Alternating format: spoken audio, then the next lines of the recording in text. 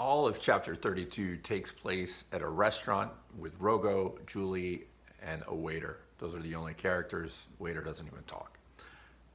We're here to celebrate. Again, Rogo got the big promotion in chapter 31, and he's got some interesting dialogue with his wife. There's a little bit of a break midway through the book. At first, Julie wants to toast. He doesn't want to drink alcohol. Interesting to see that be part of the plot. Eventually decides to go ahead and celebrate and have a sip.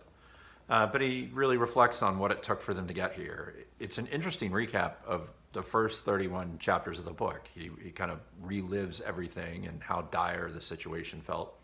And that's always been one of the most compelling parts of the goal, is how real the emotion is, how confusing it can be to be working in production and manufacturing and have it really be hard to understand what's going on around you, and to have all these conflicting goals between a corporate setup and then also all the different metrics and all the different engineering and other activities going on all the way around you.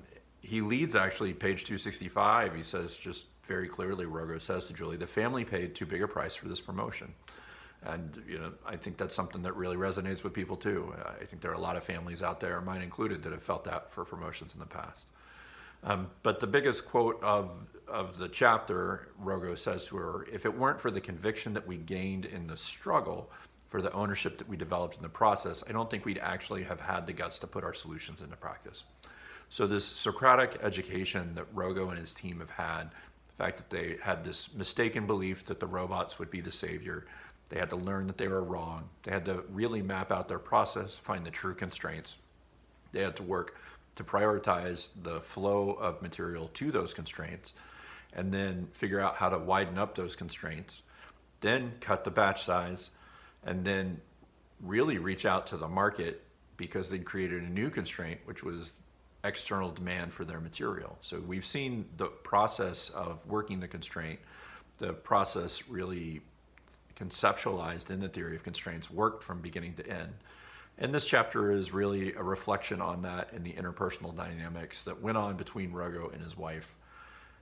Rogo also starts to really talk with Julie about how much he owes Jonah, how much he wants to continue to learn from Jonah.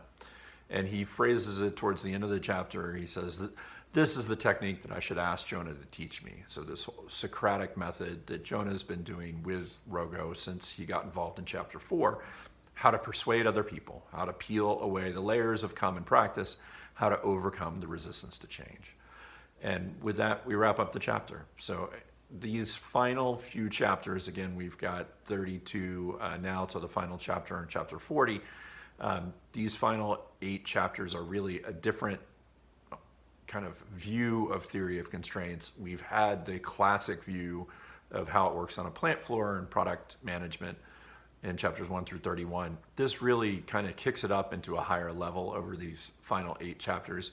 When you talk with other people who've read the book, there's great quotes in these chapters, but a lot of people will really skim over them. There are some real gems in here, and again, this is a great book to read. The theory of constraints is a great process to learn. Go read the book, go find the book on tape.